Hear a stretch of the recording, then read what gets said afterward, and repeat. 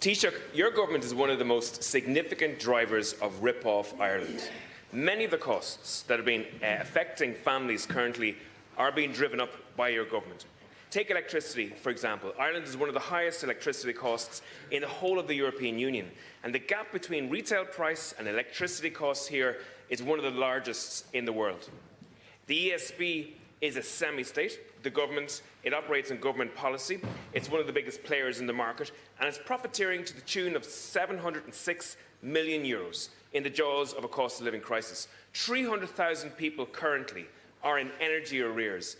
St Vincent de Paul said that they dealt with 250,000 people on their helpline calls just before Christmas. Now, this month, you increased the tax on petrol and diesel.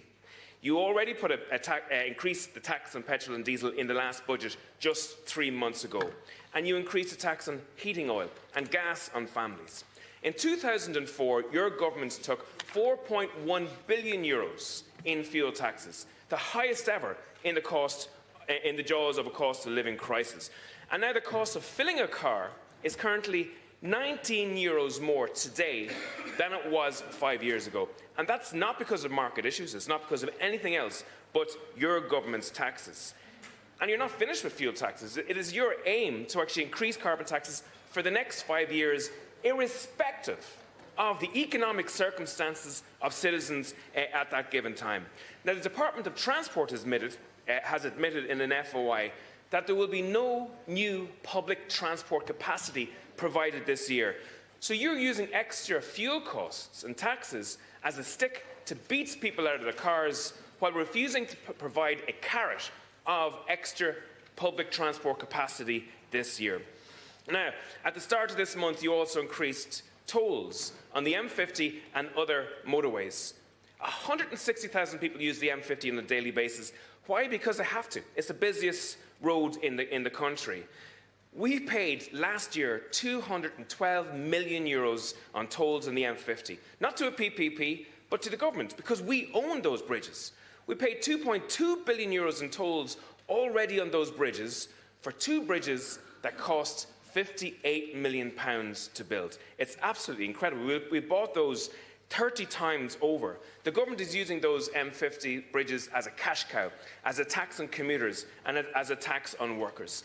So right now we have a situation where the squeezed middle is increasingly having government costs increased upon them. What will you do to make life affordable for these people? Thank you, Deputy. I think more fundamentally, Deputy, we acknowledge that there are very significant pressures on people in terms of costs and pricing and making ends meet. But the most effective way to deal with that is how you manage the economy more broadly, and how you get inflation down to very low levels and have average wage growth and real income growth that significantly enables and helps people to deal with those pressures. And if you look at nominal wage growth in the economy now, it's at about 5.5% or 5% above that. Inflation is at 2%.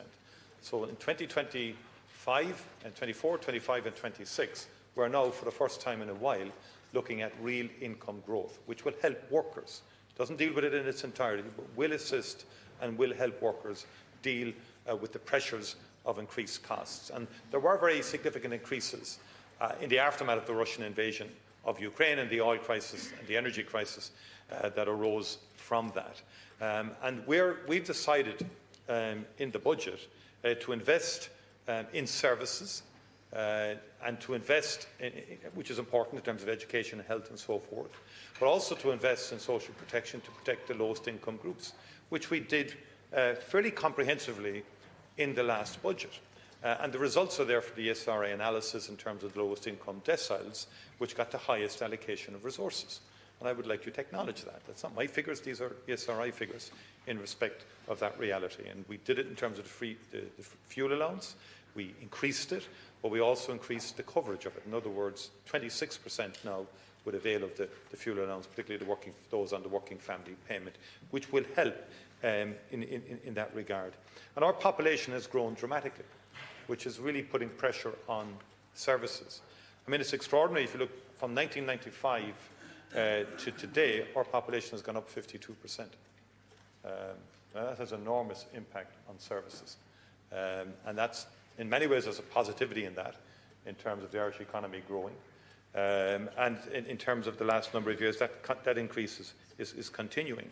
But fundamentally, managing the economy means creating jobs, and it means that, and that's the most effective way to deal with cost of living and to deal with poverty pressures, is to make sure there's employment available to people.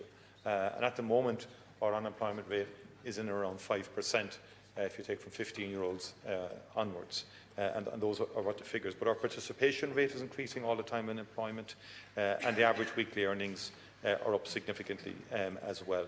And so through the broader management of the economy, through investment in services, through investment in infrastructure, investment in housing, investment in education, investment in health, childcare, those are the areas we decided to prioritise in the budget, along with social protection. And in the social protection framework, we said we'd look after those at risk of poverty as the key priority, and we did that. Deputy